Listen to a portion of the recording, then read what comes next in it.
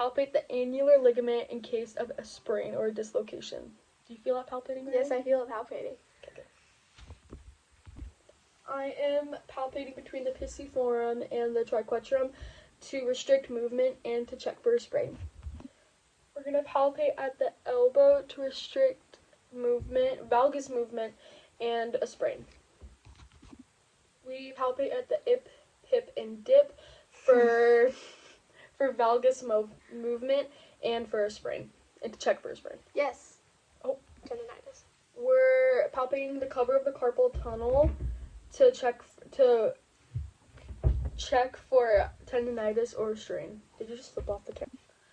You palpate the extensor digitorum to check for a strain, and it moves the fingers of the wrist. You palpate the palmaris longus, and you're looking for a strain, and it goes from here all the way down to the elbow. And the palmaris longus flexes the wrist. Next, you're palpating the supinator. It goes from the lateral epicondyle These are mine. down to the radial shaft. You palpate it, checking for a strain because it's a muscle. Next is the pronator teres. It starts from the medial epicondyle and it goes to the proximal radial shaft. You're palpating it for a strain, and it puts your hand into proximal position. Next, Am I getting paid for this? No. Next is the distal bicep tendon. It's right here, and you're palpating it for a strain. Next are your triceps. There are 3. They all come from your scapula. They go down the arm. Nice, really. They go down the arm into your olecranon, and when you palpate them, you're palpating them for a strain. So you go here, here, and here. Look how strong she is. So next we're palpating the brachii. You would palpate the actual biceps for a strain, and then you would palpate deep under the biceps to find the brachii for a strain because it's a tendon. And it does supination of the hand, so it goes whoop, whoop. Next is the lateral supercondyle of the humerus, right here, lateral side, and you palpate it for a strain. Next is the anconeus.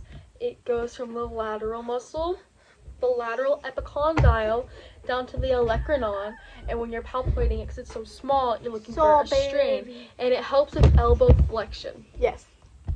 Next is the extensor pollicis longus. It goes from the thumb down to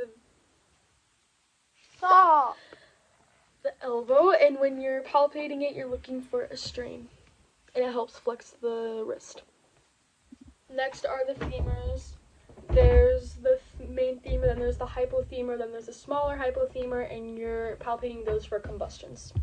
Next is the abductor pollicis longus. It goes from here down to there, and you are palpating it for a strain. Next is the adductor longus of the thumb, and so it goes from here to this third metacarpal here, and you're palpating it for a strain, and it helps abduct the thumb. Did I hit you? Sorry. Next we have the flexor carpal ulnaris, and it goes from the medial and ulnar down to the pisiform, and that helps abduct the elbow, and you're testing that for a strain.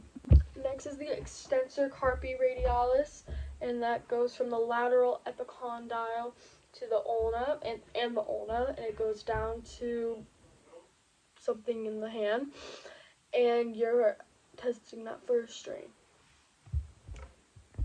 Next is the extensor carpal radialis, and that goes from your radial point down to the wrist, and that's for extension of the wrist, and you're testing for a strain.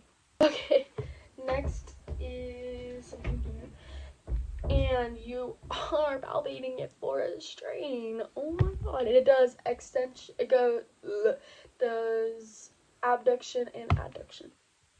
Next is the flexor pollicis longus. It runs through the muscles here, and it goes down to the anterior surface here. You would palpate it to check for a strain, and it does flexion.